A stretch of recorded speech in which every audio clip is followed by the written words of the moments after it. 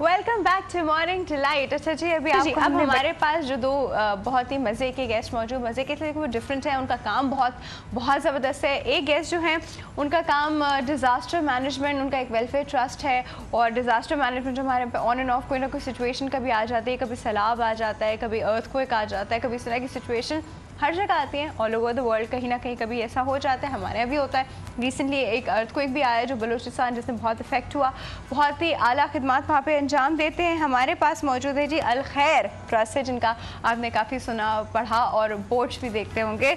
हमारे पास मौजूद है उनके जी को चेयरमैन मोहम्मद ताहिर अंसारी साहब। वालेकुम जी, कैसे हैं? शुक्र है, अल्हम्दुलिल्लाह ठीक ठाक। बिल्कुल अल्हम्दुलिल्लाह। सर, आपसे डिटेल में हम पूछते हैं अबाउट योर ड्यूटीज़ जो आप करते हैं, किस तरह करते हैं, और कोऑपरेशन जो हमारी तरफ से चाहिए। सर, आप सर अल खैर ट्रस्ट के बारे में पूछें। अल खैर ट्रस्ट जो है किस तरह की खिदमत जो है वो सर अंजाम दे रही है? बिस्मिल्लाहिर्रहमानिर्रहीम। सबसे पहले तो मैं मेट्रो वैन का शुक्रिया अदा कर रहा हूँ कि उन्होंने मुतासरीन के दर्द और दुख को महसूस करते हुए हमें यहाँ आने की दावत दी। अल खैर ट्रस्ट हर डिज़ास्टर पे काम कर रहे हैं, और जो सैलाब हो, ज़लज़ला हो, या वैसी कोई कहत साली हो, और जैसे सानहा बल्दिया टाउन का फैक्ट्री में हुआ था, या बॉर्डर मार्केट में जो गुज़िश्ता 2009-10 में आशूरा के मौके पर हुआ था, ऐसी डिज़ास्टर पे, हर बड़े डिज़ास्टर पे के मौके पर खिदमत अंजाम दे रही हैं। और हर डिज़ास्टर की खिदमत की नौइयत अलग अलग होते हैं। सैलाब के अलग है, आग के अलग है, ज़लज़ले के अलग हैं। इस वक्त जो मसला है वो आवारान बलूचिस्तान का जो ज़लज़ला है, मेरे ख़्याल में वो इंतहाई मुश्किल और सूरत हाल है वहाँ। जब से आज 42वां दिन है, वहाँ की पोजीशन, वहाँ के लोगों का जो हालात, वहाँ की शायद सबसे ज़्यादा कराची वालों ने ही ज़्यादा महसूस किया है, इसमें भी कोई शक नहीं है।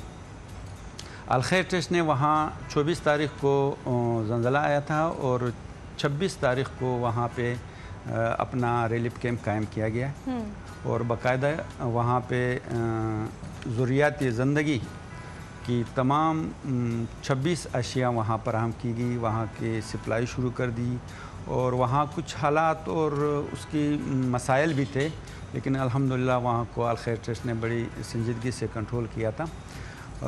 वहाँ तकरीबन कुछ इलाके ऐसे हैं कि जिसकी 80% 90% आबादियाँ जो है वो ख़त्म हो चुकी हैं, और मुश्किल वहाँ पे ये है कि आप आवारान तक पहुँचेंगे कराची से तो 7 घंटे में 8 घंटे में पहुँच पाएंगे, लेकिन वहाँ आवारान से जो मुतासरा इलाका है, तुरबत करीब है, वहाँ मशके है, गजर है, परवार है और गिशकोर है।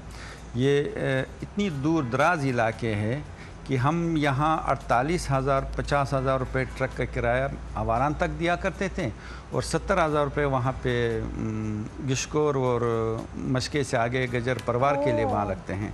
लोग ये महसूस कर रहे हैं कि आवारान तो ये है, लेकिन वहाँ पे उससे डबल ट्रांसपोर्टेशन आ जाते हैं। तो अल खैर ट्रस्ट ने उस मौके पर टेंट, खेमे और कूलर, बर्तन, बच्चों के कपड़े और कंबल वगैरह जो भी अशिया ज़रूरत की चीज़ें थी वो मुहैया की गई, और अल्हम्दुलिल्लाह अब तक ये सिलसिला जारी है। बल्कि आज आपकी स्टूडियो के आने तक जो है ये सिलसिला जारी थी और है, और आइंदा भी जो है ना हमारे ये सिलसिला जारी रहेंगे। इस वक्त जो उनकी परेशानी में दुगनी इजाफ़ा हुआ है वो कल से बारिश का है, और कल से जो बारिश हुई है, जो लोगों के मकानात गिर चुके हैं, और या गिरा हुआ तो नहीं है लेकिन रिहाइश की भी काबिल नहीं है। सर इन प्रॉब्लम से अभी हम थोड़ा सा और बात करते हैं, लेकिन एक छोटी सी ब्रेक का बाद। Welcome back to morning delight. अच्छा जी, अभी हम इस पे और बात कर रहे थे, जो भी हम आपको बता रहे थे कि बलूचिस्तान में क्या हुआ हुआ है, उस पर बात करते हैं। लेकिन हम यहाँ पे वापस आते हैं। सर, हम बात कर रहे थे कि आप किस तरह वहाँ पे आपकी खिदमत वहाँ पे हो रही है। आप ये बताइए कि आप कराची की जो पॉपुलेशन है करंटली, उनसे किस तरह की हेल्प एक्सपेक्ट कर रहे हैं, वो आपको किस तरह मदद कर सकते हैं, मनी वाइज, चीज़ों वाइज, या फिर ट्रांसपोर्ट वाइज, किस तरह आपकी हेल्प कर सकते हैं? कराची के आवाम तकरीबन हर ऐसी मौके पे जो हमारे 15 साल से तजर्बा है, चाहे मानसेरा का ज़लज़ला हो, बलूचिस्तान ज़ियारत का ज़लज़ला हो, 2010, 11, 12, 13 का सैलाब हो, और हुंजा झील से लेकर ठठे की पट्टी तक पूरे सैलाब आए थे और पूरी पट्टी पे हमने 14-15 डिस्ट्रिक्ट में काम किया है। उसमें कराची की सबसे ज़्यादा सपोर्ट इस आवाम के लिए मौजूद थी। सही। और अभी आवारान ज़लज़ले में आपको भी कांटेक्ट कैसे कर सकते हैं? कोई हम इस तरह से कहते हैं कि हमें जो भी ऐसा वाक़या हो जाता है वहाँ पे हमारे हर डिस्ट्रिक्ट में एक रिलीफ कमेटियाँ बनी हुई पहले से होते हैं। हम उनको कराची आवाम को मैसेज दे देते हैं और वो मैसेज कराची आवाम हमें सपोर्ट कर लेते हैं, चाहे हम टेंट उससे मांगे, चाहे कूलर मांगे, चाहे किसी किस्म की ट्रांसपोर्टेशन मांगे, हमें कराची से वापर मिकदार में वो मिल जाते हैं। ज़ाहिर है कि इस फील्ड में हमें तजर्बा है और लोग चाह रहे हैं कि हमारी चीज़ सही मुकाम तक पहुँचे। तो उसके लिए हमें एक्चुअली अक्सर जगहों पे हम ये भी नहीं पता क्या पता वहाँ पहुँचे नहीं पहुँचे, क्या पहुँचे नहीं पहुँचे। तो उस पहुँचने में हमारी भी ये ख्वाहिश है, कोशिश है कि जो लोग ये दर्द रखते हैं कि हमारी मुतासरीन तक मदद पहुँचे, हम हमेशा उनको ये मशवरा देते हैं कि वो एक तजर्बाकार टीम का सहारा लेकर पहुँचे। मिसाल के तौर पर बाज़ी मौके पर आवाम खुद बराह रास्त पहुँच जाते हैं, गाड़ी में लेके वहाँ लूट मार हो जाते हैं, ये हो जाते हैं। लेकिन अलखैर का ये तरीक़ाकार है कि वो सामान तो पहुँचा देते हैं। 15 साल में हमारे 20-20 ट्रक एक जगह जा गई है इमदाद की, लेकिन 1 किलो दाल अल्हम्दुलिल्लाह ज़ाया नहीं हुआ है। उसका वजह यह है कि बड़ी तरतीब से हम ट्रांसपोर्टेशन में सामान पहुंच जाते हैं और उसके बाद जो है ना टोकन के ज़रिए मुतासरीन को इमदाद देते हैं। और हमारी ख्वाहिश ये है कि टोकन के ज़रिए यानी हम मुतासरीन की सर्वे कर लेते हैं, उसके बाद में एक छोटा सा टोकन दे देते हैं। अच्छा। वो टोकन जो है वो एक मुकाम बता देते हैं कि आप वहाँ पे ये टोकन इशू करें और आपको अपने सामान मिल जाते हैं। इसमें इंटरेस्टिंग ये नहीं है कि वो एक ही खानदान फिर अपने सारे बच्चे लगा के बार बार, ये भी हमने देखा है। तो टोकन जो है ना हम उनके घर पे दे देते हैं। टोकन देने में हम एहतियात कर देते हैं, यानी जो टोकन इशू हम कर रहे हैं उनकी मुतासरा मकान पे जाके टोकन इशू कर रहे हैं। फिर लाने में जो है वो खुद मुख्तियार है, चाहे वो लेडीज़ लाए, चाहे बड़ा लाए, चाहे छोटा लाए। नहीं, वो मैंने ये भी देखे कि जब इस तरह का सामान डिस्ट्रीब्यूट हो रहा होता है तो एक ख़ानदान में वो जितने 10-12 जितने बच्चे हैं वो भी लाइन में लगे होते हैं अपने अपने हिस्से का। अम्मा भी लगी होती है, अब्बा भी लगे होते हैं, दादी भी लगी होती है। नहीं, ये बहुत अच्छा सिस्टम आपने किया है। हम स्लिप देते हैं, हम स्लिप देते हैं, स्लिप मुतासरा इलाके पे जाके उनके घर पे स्लिप दे देते हैं कि ये आपका स्लिप है, आपका टोकन है, आप जिस वक्त चाहे फलां जगह से आपको सामान मिल जाएंगे। So it's an equal distribution. एक तो इक्वल डिस्ट्रीब्यूशन अश्योर करते हैं, दूसरा distribution at every place assure करते हैं। जी। Very nice sir. एक और छोटी सी ब्रेक का वक्त है। अच्छा सर, अभी जो रिसेंटली वहाँ पे आप भी बताए थे बारिश का जो नया प्रॉब्लम स्टार्ट हुआ है, तो इसमें किस तरह की हेल्प चाहिए और लोग क्या चीज़ कंट्रीब्यूट करें? ब्लैंकेट्स कंट्रीब्यूट करें, अम्ब्रेलास, क्या टेंट्स? उसमें सबसे लेकिन ये मैं आपसे ना ब्रेक के बाद इसका आंसर लूँगी क्योंकि ब्रेक का वक्त है। अच्छा, एक छोटी सी ब्रेक है viewers and will be right back. Welcome back to morning delight. अच्छा जी, हम बात कर रहे थे तिब्बत नबी पे भी असद भाई ने कमाल के जैकेट पोटैटोज़ बनाए। वो पोटैटोज़ जिनके सर्दी लग रही थी उनको उन्होंने रेड बीन से कवर कर दिया है ना असद भाई? अच्छा जी, और अभी हम उनसे पूछ रहे थे कि जो रिसेंटली बलूचिस्तान में आफ्टर ज़लज़ला जो वहाँ बारिश का सिनेरियो है उसमें किस तरह की हेल्प आपकी और हमारी चाहिए? जी सर। इस वक्त वहाँ की जो सूरत हाल है दीगर मसाइल के साथ साथ जो इमरजेंसी आइटम है वो प्लास्टिक शीट और वाटर प्रूफ खेमा, टेंट, ये दो इतनी इमरजेंसी है, इतनी ज़रूरत है कि कल जो है शाम को बारिश पड़ा और आज रात जो लोगों ने वहाँ गुजारा वो हमें अंदाज़ा है और उनको पता है। तो इस वक्त प्लास्टिक शीट इसलिए ज़रूरी है कि जो भी टेंट यहाँ से गया है, चाहे किसी ने भी भेजा हो, वो वाटर प्रूफ नहीं है, वो पानी को रोक नहीं सकता है। तो प्लास्टिक शीट इसलिए ज़रूरी है कि वहाँ के जो पैराशूट मटेरियल का अगर टेंट बना दिया जाए, पैराशूट मटेरियल मुझे याद है काफ़ी लोगों ने भेजे हैं, तो वो तो वाटर प्रूफ होता है? नहीं, उसमें यह है कि उसके ज़िंदगी कम है, वो धूप से ख़राब हो जाते हैं पैराशूट वाला। और इसमें जो अभी टेंट गए हैं ये वाटर प्रूफ नहीं है। इसके लिए आसान तरीका ये है कि 600-650 रुपये का एक प्लास्टिक शीट आता है, वो टेंट पे बिछाया जाता है बारिश के मौके पर, और जब बारिश ना हो तो उसको हटाकर फिर टेंट जो है वो साए के काम देते हैं, सर्दी से रोकने के लिए काम देते हैं। जब तक तामीरात वहाँ शुरू ना हो, इमरजेंसी तौर पर प्लास्टिक शीट और वाटर प्रूफ खेमों की इंतहाई और अब भी से ज़रूरत है اور اشد ضرورت ہے، واپر مقدار میں ضرورت ہے۔ سر وہاں تعمیرات کب شروع ہوں گی؟ تعمیرات کی سلسلہ تو یہ تقریباً کوئی 1 ہفتے پہلے یا 6 دن پہلے تک تو وہاں زلزلے کے جھٹکے آ رہے تھے۔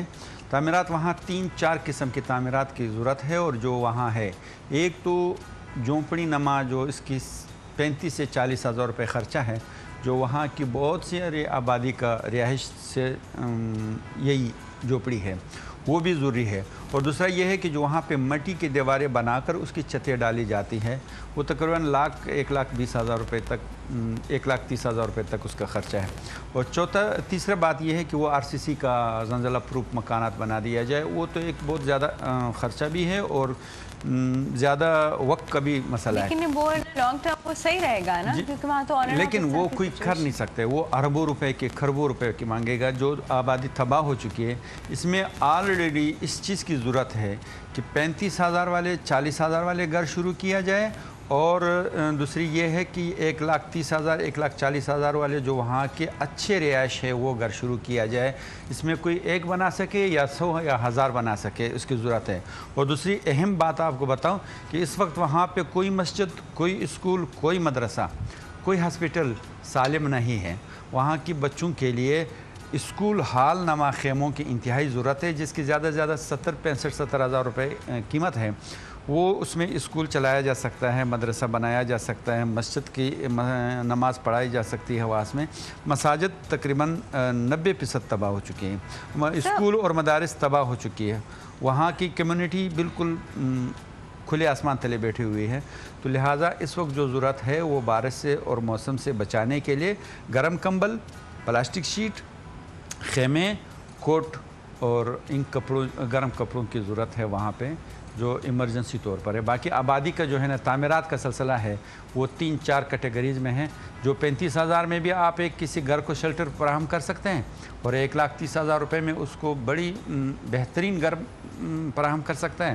اور جو RCC بنایا جاتا ہے وہ RCC تو خیر میرے خیال میں بنتے اب تک بالاکوٹ کا نہ بن سکا، تو بیچارے بلوچستان کا کیا بنیں گے۔ اور بلوچستان کے حالات یہ ہے کہ وہاں پہلے سے جو حالات غربت کی تھی، وہ بھی جو حالات تھی وہ بھی چلے گئے، تو لہٰذا وہ لوگ انتہائی مایوسی کے عالم میں ہیں۔ میں یہ سمجھتا ہوں کہ اس وقت ان کو سپورٹ کرنے کی انتہائی سخت ضرورت ہے، ان کو حوصلہ دینے کی ضرورت ہے۔ وہ بالکل کھلے آسمان تلے بیٹھے ہوئے ہیں اور وہ مایوسی کے عالم میں ہیں، پہلے سے بھی جس اس چیز کو ریکنسٹرکٹ کرنے کو کہہ رہے ہیں، کیا جہاں ریکنسٹرکشن ہوگی وہ ایریاز اینی وے بیلٹ پہ ہیں، ٹھیک ہے۔ آج جس طرح وہاں ہوا ہے یہ چیز وہاں دوبارہ ہو سکتی ہے۔ پرانے زمانے میں ایک چیز کہتے تھے کہ جو ایریا اس طرح کی نیچرل ڈیزاسٹر سے تباہ ہو وہ دوبارہ آباد نہ کریں، آپ اس جگہ سے شفٹ کر جائیں۔ اور وہ شاید اس کے پیچھے سائنس بھی یہی ہوتی تھی، اس کا مطلب ہے کہ وہ نیچرل ڈیزاسٹر پرون ایریا ہے، اور آپ وہاں پہ جتنی بار بھی تعمیرات ہے، جتنی بار بھی زندگی واپس لائیں گے وہ اسی طرح تباہ ہوگی۔ تو انسٹیڈ کہ ہم انہی جگہوں پہ ان کو دوبارہ سے ایک ایسی سیمی پرماننٹ سی چیز جو کہ پھر کسی جھٹکے سے خدا نخواستہ گرنے کا خدشہ اور لائف کا خدشہ ہو، تو وہاں کے بجائے ہم اس ساری عوام کو جو وہاں ہے اس کو کسی سیف جگہ پہ مائگریٹ کر کے وہاں نہ دیا جائے۔ بہت اچھے آپ کا سوال، لیکن یہ ایک افسوسناک واقعہ ہے، یہ ہے کہ ہماری پوری پاکستان کو ہم کہاں شفٹ کریں۔ اس وقت پوری پاکستان جو ہے وہ ریڈ زون میں ہے۔ نہیں سب ہم اگر کراچی میں بھی دیکھیں میں آپ کو بتاؤں تو کچھ ایریاز میں جھٹکے فیل ہوتے ہیں، کچھ ایریاز میں نہیں فیل ہوتے ہیں، تو ایک بیلٹ ہے جو نیچے سے گزاری ہے، وہ ہر جگہ سے نہیں گزاری۔ جی وہ یہ ہے کہ وہاں تقریباً 200 کلومیٹر کی ایریا ہے جس میں زلزلہ آیا ہے۔ 200 کلومیٹر کے آواران یہ بیلا سے لے کر تربت اور کیچ تک پہنچے ہیں، خوزدار تک پہنچے ہیں، تو یہ سارے لوگ وہاں سے شفٹ ہونا ممکن نہیں، ایک، اور اس کی آباد کاری دوسرا جگہ ممکن نہیں ہے، دو۔ تیسری بات یہ ہے کہ ان لوگوں کا کم از کم تعمیرات پہ ان کے گزارا ہو سکتا ہے، جو پہلے سالوں سے وہ رہ رہے ہیں، اس کی کم اخراجات میں اس کے زلزلہ پروف مکانات بن سکتا ہے۔ اس کا وجہ یہ 6 فٹ کا آپ دیوار بنا لے، 6 فٹ کے بعد جو ہے نا آپ بانس اور لکڑی کا اور زلزلہ پروف کا اوپر شیٹ کا یہ سی ترتیب ہمارے پاس ہے جو وہاں پہ بنایا جا سکتا ہے، جو زلزلہ ہوتے ہوئے بھی खुदा न खासा उससे कोई नुकसान नहीं। ये है कि हम सैलाब वाले को कहाँ शिफ्ट करें और ज़लज़ले वाले को कहाँ शिफ्ट करें। बालाकोट वाले अब तक शिफ्ट नहीं हो सके, क्यों करके हो जाए, कैसे हो जाए, ये अलग बात है। 1935 में क्वेटा का ज़लज़ला आया, अब सारे क्वेटे को तो हम शिफ्ट नहीं कर सकते थे, लेकिन क्वेटा दोबारा बन गए। तो लिहाजा हमें हिम्मत करना चाहिए और तामीरात ऐसा होना चाहिए कि वो ज़लज़ला प्रूफ हो, चाहे वो कम अज़ कम ये पेन। लेकिन वो नहीं कर पा रहे हैं ना, मतलब बहुत एक्सपेंसिव है वो चीज़। नहीं, ज़लज़ला प्रूफ मैं आपको 35,000 रुपये में ऐसा ज़लज़ला प्रूफ मकान बन के दूंगा कि वो लोग उसमें खुश भी रहेंगे और ज़लज़ले से कोई खौफ और डर भी नहीं होगी।